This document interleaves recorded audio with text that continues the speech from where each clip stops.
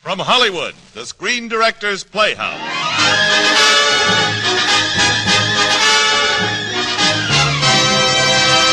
Screen Directors Playhouse. Star Ray Milland. Production The Uninvited. Director Louis Allen.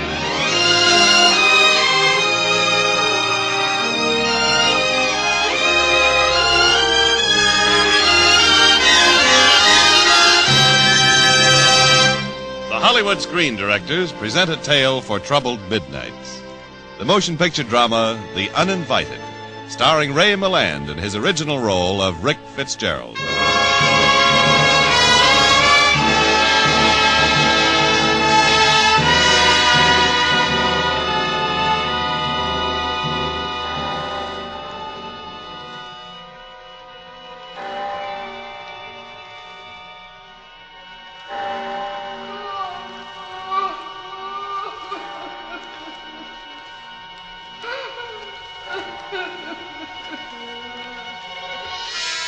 I woke up.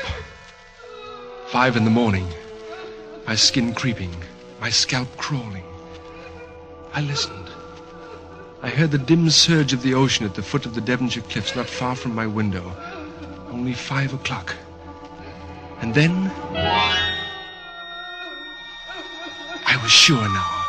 I hadn't dreamed that appalling crying. Could it be my sister Pamela in the next bedroom? There was no electricity in this old house. I lit a candle. I went to the door leading into the upstairs hallway. Rick! What? Oh, Pamela. You heard it too, then? What in heaven's name is it? I don't know. It comes from downstairs. It comes from everywhere and nowhere. I'm going down and search the place. It's no use, Rick. There's never anything there. You mean this has happened before? All the time you were still in London while I was getting the house ready for us to live in. But why didn't you call me or write me about it? It's our home now. It's all we've got to live in. Sounds so terribly heartbroken. But there must be some logical explanation. It'll stop soon now. It always dies away at dawn. No wonder we got the old place for such a low price. They tell me it stood empty for 10 years before... Oh, the shutter blew open. It's the dawn breeze. I must have forgotten to latch up. Listen. I know. The sobbing is gone. Oh. Is that all for tonight? Is that all? It's every night, Rick. And if I don't get some sleep, I'll die. No. Don't do that. It'll be different tomorrow night. You'll see.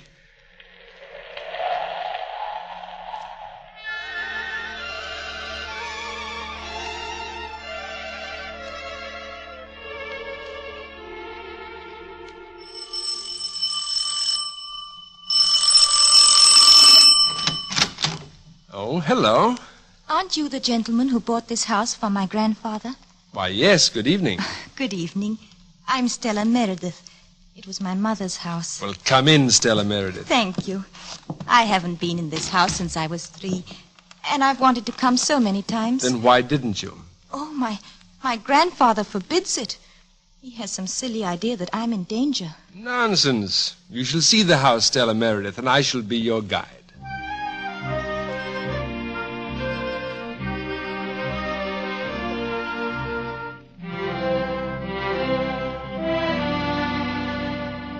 And this is my old nursery. Like it? Oh, how pretty your sister has made it. That's very pretty perfume you're wearing. It's mimosa. Do you like it? Oh, very much. My mother always used mimosa. She died when I was 3 years old. Oh. May I see the studio now where my father painted? Only it's the studio where I play the piano now. You may even persuade me to play something for you.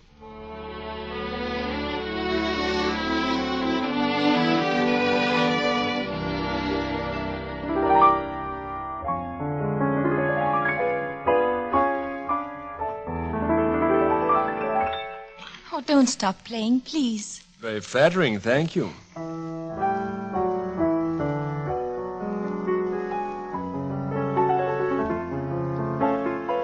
Father painted my mother's picture in this very room. You don't remember that? No. But Mother would sit on this platform wearing her soft white dress. Sometimes, of course, he'd paint the other one. Other one? He had a model, you know, a Spanish girl. People seem to get awfully hush-hush when I try to ask about her, though.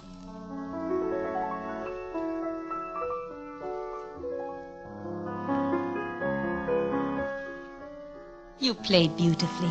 It's a serenade to Stella by starlight. You mean this Stella? Me? And this candlelight. Oh, it's the most exciting thing that has ever happened to me. Is it? Yes. What's the matter? All at once, a cold wind. Yes. Suddenly it is cold in this room. And your music's gone so terribly sad. Why? I don't know. It just came out that way. And the candles grew dim. There's a draught. Oh, Mother was so young and beautiful, and she died so cruelly. Mother! Stella! Mother! Mother! Stella, come back! Stella!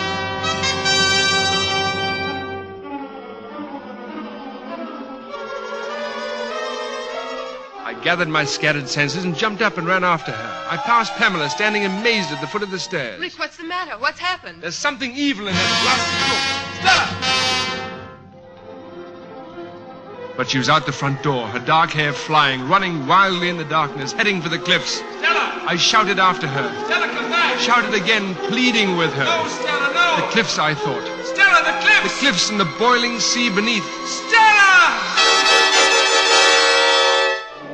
Whatever sinister force had driven her out of the house was now driving her to destruction on those killing rocks. The brink was only yards away, a few steps. I reached for her, and my fingers caught in her belt, and I pulled her back. Back from the very edge of that awful precipice. Stella. What's the matter? Matter? You were going over the edge.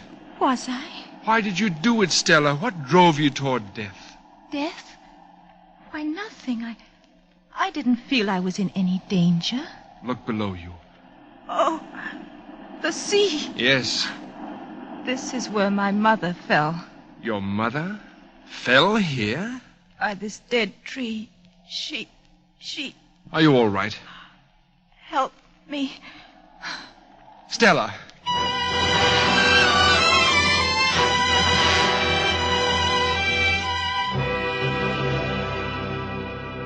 Will she be all right, Dr. Scott? She's resting nicely upstairs, Miss Pamela. Well, is Stella entirely safe up there alone? Why not? Well, in the light of what just happened. You're the one who sneers when I say this house is haunted. Well, everybody in the village knows the house is peculiar. Well, can you tell us anything about it, Doctor?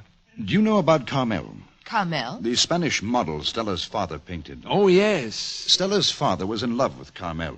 It was an open scandal. But didn't Mrs. Meredith know about it? Well, I suppose she just accepted the situation. Where's this Carmel now? She died in this very house a week after Mary Meredith fell to her death from the cliff out there. Oh, she did fall then. Ironically, she fell trying to save her rival from committing suicide. Or so they say. Rick, Dr. Scott, don't you notice a scent in the room? No. Yes, I do. Yes. It's heliotrope. No, it's mimosa. Stella's mother was fond of it. Stella tells me that... Pam, it's come back. What, Rick? Upstairs. Stella's not alone anymore. I know it. Come on.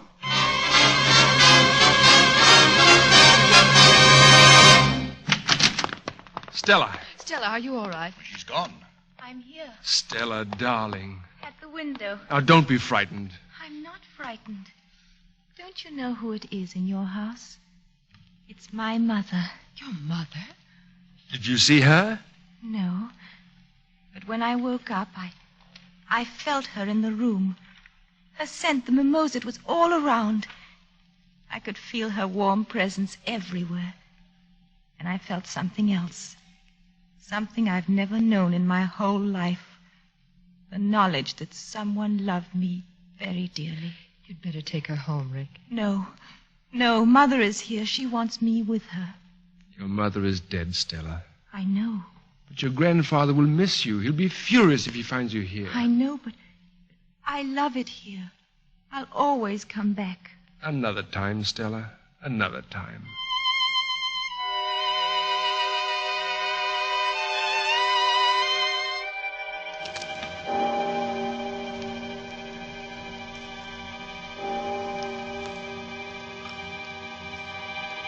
Three,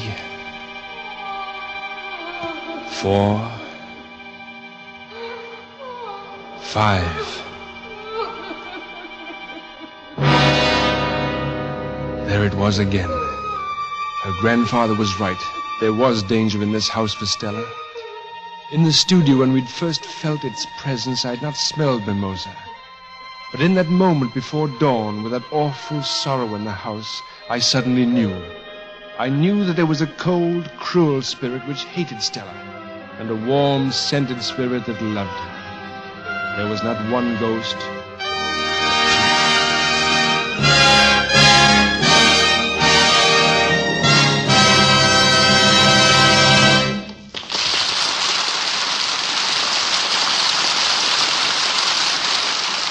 You are listening to the Screen Directors Playhouse presentation of The Uninvited, starring Ray Milland in his original role of Rick Fitzgerald.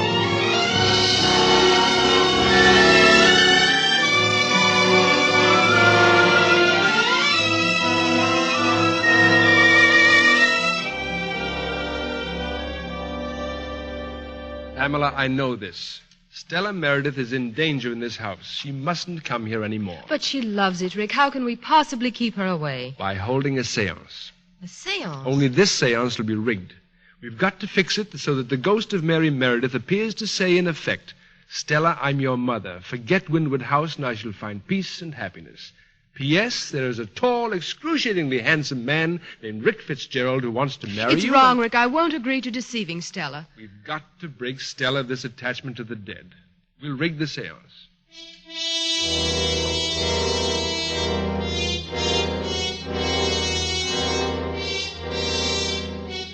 That very night, we held a seance. We all sat around a table. Stella, Pam, Dr. Scott, and I. A single candle was burning. On the table, I chalked the alphabet in a big circle, and the words, yes and no, opposite each other. An inverted wine glass stood in the center of the table. My stage was set. I think the room is dark enough to begin. The important thing is that we should all believe. Yes, so I understand. Well, what now? Everybody puts a finger on the glass. Now, ask a question, Stella. Is there anybody here?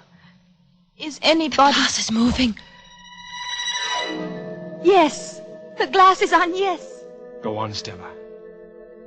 Are you my mother? Yes. You don't want me to go away from Windward House, do you, Mother? They want me to stay away. Do you? Rick, let go. You're keeping the glass from moving. I'm not. Let go, I say. Better let matters take their course, Fitzgerald. All right. No. You see? She said no. She doesn't want me to stay away. Look, the glass is moving. I... G... U... A... God. I God. Guard me from what, Mother? What? C... A... R... M... Carmel. That's enough. Who smashed the glass against the wall? You, Pamela? No one, Rick. No one was touching it. Stella. Stella's in a trance. Stella. Don't touch her. It may be dangerous. May I ask a question? No. It might help to try to reach her mind. Yes, try it. Whoever you are you Mary Meredith, Stella's mother?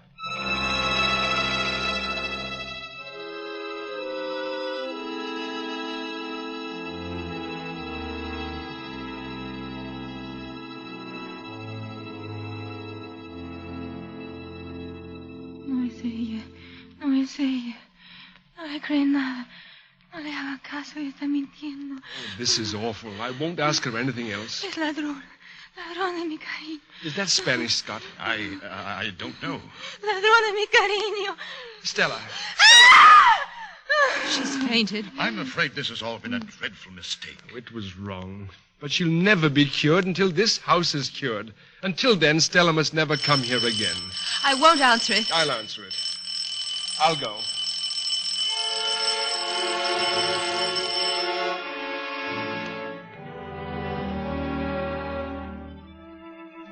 It was Stella's grandfather, in a cold, bitter fury over her presence there and her condition. An outrage, you hear? An outrage. I'm very sorry, sir. It won't happen again. I warrant you it won't. My granddaughter will never enter this house again if I have to lock her up somewhere. Come, Stella. Stella was gone, but my work had just begun. I had to avert a tragedy. I had to solve the mystery of Windward House, but where to start? I went to see Dr. Scott. Any luck, Fitzgerald? You find anyone with a clue to what really happened here 17 years ago? No. Everyone who was here with the Merediths then seems to be dead. The trained nurse isn't. Trained nurse? I've been looking through the old case book of my predecessor, Dr. Rudd. Oh? At the time of the tragedy, the Merediths employed a nurse for their child, a certain Miss Holloway. Holloway? Very, very much attached to Mary Meredith. Well, is she alive? How can we find her? She runs a place on Bodwin Moor called the Mary Meredith Retreat in honor of her long-dead mistress. Hospital? No, a mental institution. Strange woman, strange place. Bodwin Moor. I think I'd better have a serious talk with Miss Holloway.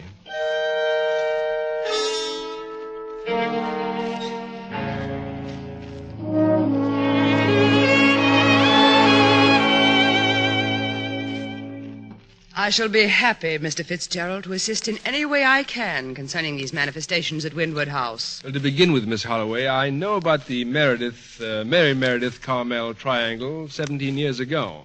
Yes, it was the delight of the local gossips. What were Mary and Carmel like? Extraordinary women, both of them. But Mary Meredith, she was a goddess. Even her talk was lovely and sparkling. Oh, the night we sat before her fireplace, planning our lives. Yes. She met her humiliation and her fate magnificently. About Carmel. A Spanish gypsy. Beautiful and crafty and cruel.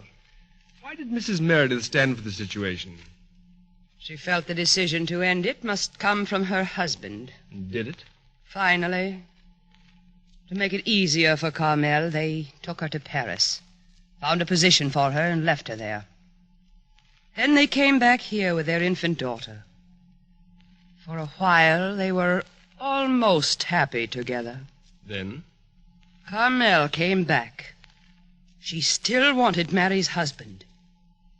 Then, one stormy night, Carmel had been told that she must leave, this time for good.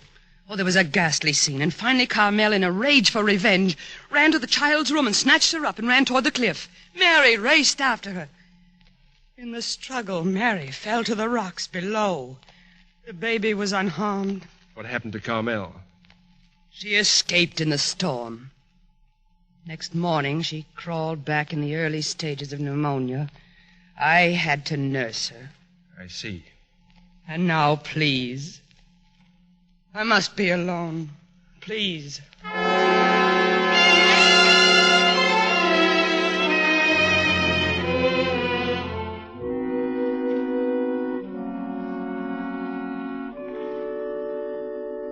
What you tell me about Miss Holloway is very interesting, Fitzgerald. A fanatical, a dedicated woman, Doctor. Dr. Rudd before me disliked her intensely. Professionally? Personally? How? Listen to this entry from Dr. Rudd's casebook for December 10th, 1932. Called to Windward House, Meredith's model, Carmel Quesada, double pneumonia. That tallies with what Miss Holloway told me. December 12th, Carmel Quesada much worse. No attempt to warm her room. Found traces of snow in her bedroom. Snow? Spoke severely to Nurse Holloway. Absolutely criminal negligence. Well, isn't that a pretty serious charge, Doctor? When a man of Dr. Rudd's generation used it, it was very apt to mean murder. Miss Holloway murdered Carmel? She was very fond of Mary Meredith. Perhaps that's why Stella's grandfather sent her to Miss Holloway's for safekeeping this afternoon. You mean Stella's there now? In that genteel madhouse? Well, I venture she's safe with her mother's dearest friend. Who was also guilty of criminal negligence? Oh, no. Dr. Scott, I must hurry. Be good enough to call my sister Pamela at Windward House. Say I'll pick her up in 15 minutes and call Miss Holloway, will you? Tell her to expect us. I'm on my way.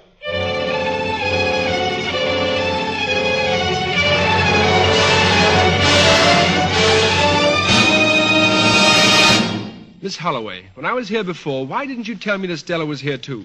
The presence of our guests is confidential. Please take us to her at once. She's no longer here. I sent her away when Dr. Scott called to say you'd be here. But why? She was the happiest person in the world when I told her she might return to Windward House. Windward House? But her grandfather sent her here to keep her away from Windward House. She loves it so. You knew we'd be away and you sent her there? Mary will be there. Oh, you hate Stella. You sent her to her death. Mary is waiting for Stella. You're insane. Hurry, Pam. It may be too late even now.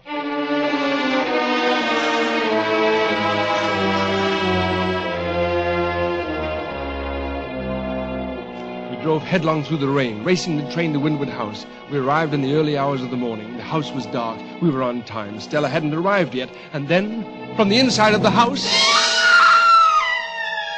It's Stella. The front door flew open and Stella ran out screaming fearfully, running for the cliffs. Stella! Come back!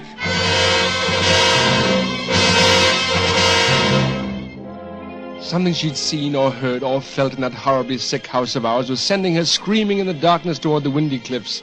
I ran after her, but she was very young and lithe and driven by fear and drawn by demons, and I overtook her slowly, oh, so very slowly, as in a terrible nightmare. And at the very brink of the cliffs, I dove for her and flung her to the ground, the very brink of death, the very edge of darkness.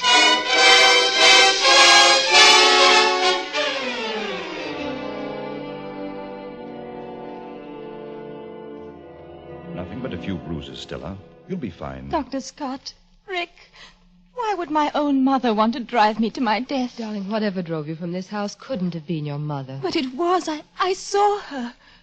It was a kind of a mist that glowed softly in the dark, coming toward me, just as my father painted her. And why did you run away? I don't know.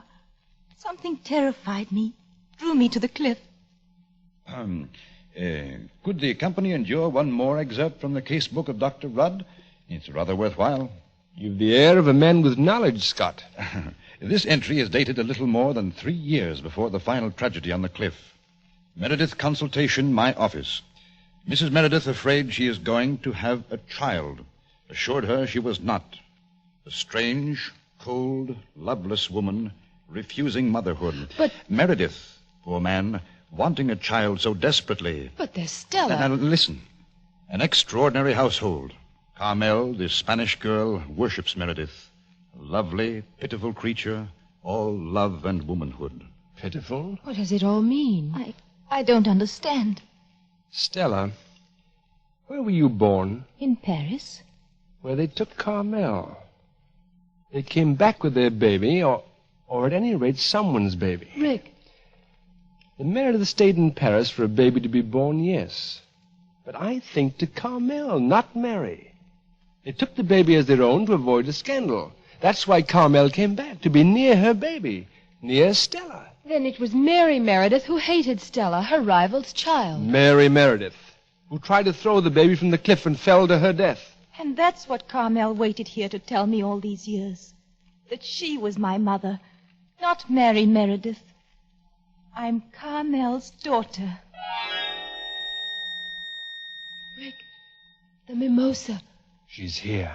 Oh, Mother, Mother, never weep again, because now I know. Never cry again in this house where Father loved you. Carmel, Mother.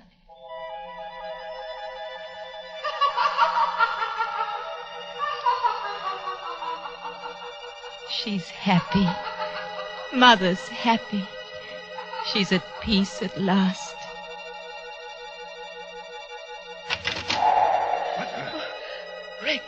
Rick, look. That's the mist I saw. Mary Meredith. Dr. Scott, Pamela, get Stella out of here.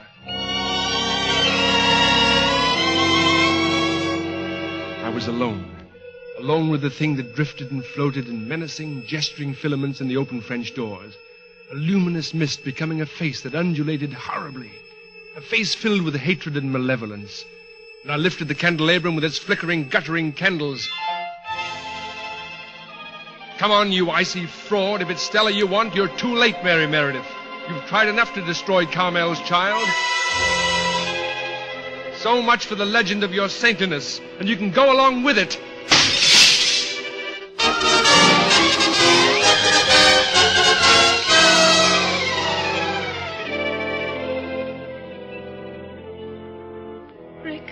Here, darling.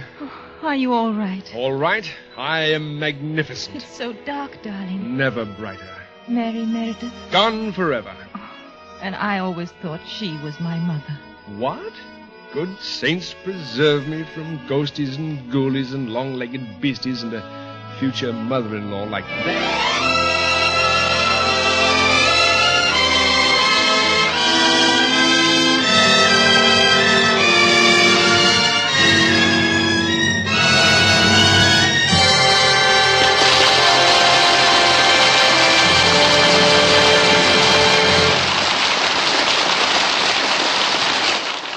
Ray Milland will return in just a moment. Next week, as always, another great star recreates one of her most memorable roles on Screen Director's Playhouse. Our story is The Spiral Staircase, and our star, Dorothy McGuire, with Screen Director Robert Siodmak. Now, here again is tonight's star, Ray Milland.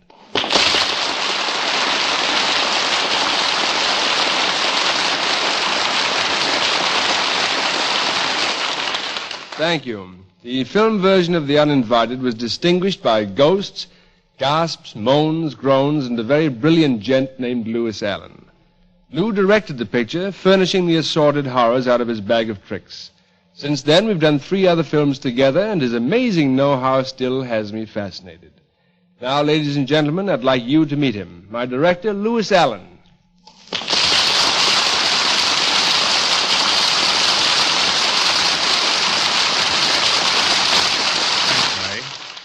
I hardly think I deserve those compliments. Why not? Well, The Uninvited was the first picture I ever directed. But, Lou, you'd been directing stage plays for years. But when I sat behind those cameras for the first time, I was as scared as the audiences who saw the picture. Well, how do you feel about cameras after all the pictures you've made since then? They still scare me. You know what? What? They scare me, too. Well, at least we weren't scared of the ghosts in The Uninvited. Well, you know, Lou, you made everything so real, for a while I almost believed in them myself. But, Ray, there's no such thing as ghosts.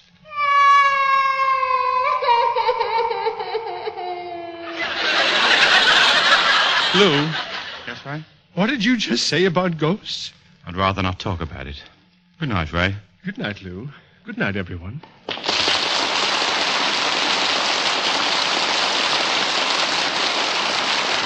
And good night to you, Ray Milland and Lewis Allen. Remember next week, Dorothy McGuire and Robert Siodmak.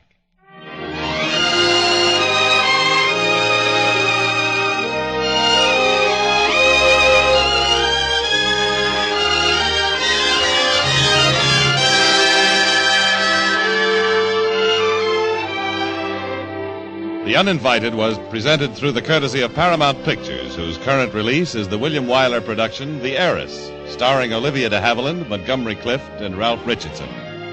Ray Milland will soon be seen in the Paramount picture, Copper Canyon. Lewis Allen's current production for Paramount is Chicago Deadline. Included in tonight's cast were Alma Lawton as Stella, Norman Field, Mary Shipp, John Daner, Georgia Backus, June Foray, and Dan Ritz. The Uninvited was adapted for radio by Milton Geiger, and original music was composed and conducted by Henry Russell. Screen Director's Playhouse is produced by Howard Wiley, with dramatic direction by Bill Karn. Portions of the program were transcribed. This is Jimmy Wallington speaking, inviting you to listen again at the same time next week, when we present Screen Director's Playhouse, star Dorothy McGuire, production Spiral Staircase, director Robert Siodmak. Sunday on Hollywood Calling. You may be called by motion picture stars Maureen O'Hara and Dan Daly to win a wonderful prize and crack the Film of Fortune jackpot. Make a note to stick close to your radio and your telephone Sunday for Hollywood Calling. It might be your lucky day. Listen to Hollywood Calling Sunday on NBC. Stay tuned for Bill Stern and the Sports Newsreel on NBC.